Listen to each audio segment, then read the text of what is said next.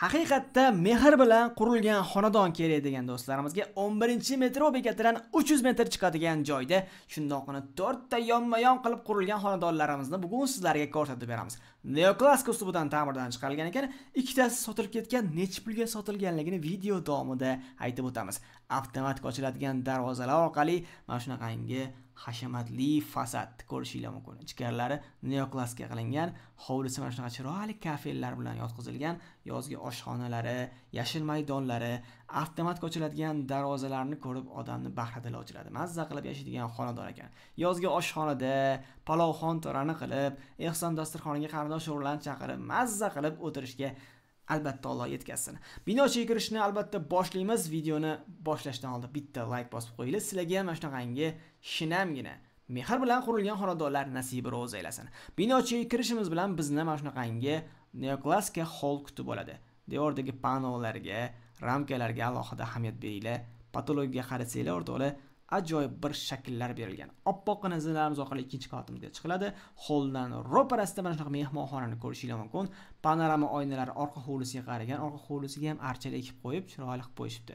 Bu yerda ko'rasizlar, Atacento'dan interyer qilingan, katta bir hashamatli, qimmat turadigan lyustralar o'rnatilgan ekan. Hammamizga nasibi ro'z aylasin o'rtoqlar. Sergeli tumani Beruniy mahallada joylashgan bu xonadonlarimizning narxini video davomida aytib o'tamiz. Bu yerda oshxonamizni ko'rishingiz mumkin. Devorlarda dekor panellar va oshxona mebel uchun tayyor holatda polgacha bo'lgan mana shunaqa panorama oynalarini ko'rishingiz mumkin. Oppoqqina zinalarimizga 5 ketdim-de. Bu yerda o'rtoqlar umumiy sanuzlarimiz birinchi qavatimiz uchun qilingan. Hurmatli mijozlar, bu xonadonimiz 195 mingdan boshlab 199 minggacha so'rashyapti. Yonidagilardan 185 mingdan sotib olishgan ekan. Yanada o'tib savdo qiladigan joylari bor.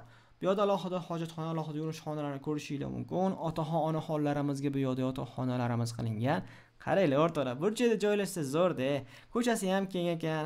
Hurmatli mijozlar, qaranglar, otaxon, onaxonlarimizga qanaqa chiroyli xonadon qilingan. Bu yerda o'rtoqlar orqa hovlisiga qaragan eshigi bemalol bu yerga archalarni ekib qo'yishibdi. Bu yoqqa ham chiqib bir yashillikdan bahramand olsangiz bo'ladi. Endi o'rtoqlar mana shunaqangi podsvetkali zinalarimiz orqali, oppoqqina zinalarimiz orqali ikkinchi qavatimizga ko'tarilamiz. Bu yerda ham katta bir oynasini ko'chasiga qaratib qo'yishibdi, ya'ni yorug'lik bemalol tushib turadi. Ikkinchi qavatda ham mana shunaqa hol qismlari qilingan ekan. Endi o'rtoqlar aytinglarchi, ikkinchi qavatda ham hol qismi kerakmi yo'qmi? Albatta fikrlarni kutib qolamiz. Bu yerda balkon qismlari ham qilingan, zinani ustiga katta lyustralari o'rnatib qo'yilgan ekan.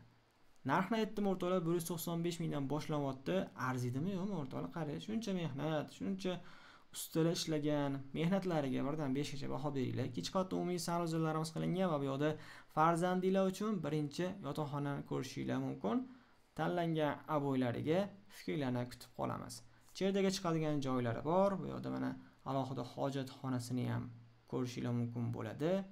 Va bu yerda ota-onalar yotoqxonasi, orqa hovlisiga qaragan oynalari, devorlarda panolar ishlatilgan, natijada patologdan ajoyib bir interyer qilingan ekan.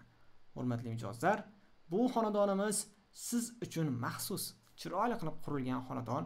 Fundamentidan boshlab ipidan ignasigacha yaxshi materiallar sarflangan ekan.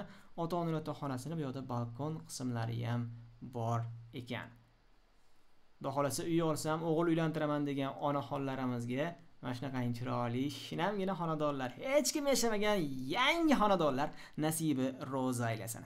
Agar siz ham uyingizni sotuvga qo'ymoqchi bo'lsangiz, Uybozor TV ga bersangiz bo'ladi. 33lik 581 34 34 raqamiga telefon qilib, bemalol uyingizni sotuvga qo'ysangiz bo'ladi. O'zimiz borib chiroyli qilib syomka qilib, kanallarimizga joylab beramiz. Yozgi balkondagi manzarani qaranglar. Toza havoda nafas olib, choy ichib, o'tirishga nima yetsin. Bu yerda fasadini ko'ryapmiz. Endi podval qismini ham ko'rsatib beramiz. Albatta podval qismlari bor. Bemalol o'zbek oilasining narsalari ko'p. Bu yerga joylashtirib qo'ysanglar bo'ladi. Ayniqsa yozda banka yopasizlar, bankalarni bemalol polka qilib joylashtirib tashlasanglar bo'lar ekan. Katerina xonasi mana shu xonaga joylashtirilgan. Mana to'p kommunikatorlari, aristonlari o'rnatib qo'yilgan. Hammamizga nasib ro'z aylasin o'rtoqlar. Albatta kanalimizga obuna bo'linglar. Bundan ham arzon variantlarni qidirayotgan bo'lsanglar, Uybozor TV Telegram kanalimizda berib boriladi. Silkasi opisaniyada yoziladi. Like bosib qo'yinglar o'rtoqlar. Ko'rganingiz uchun kattakon rahmat.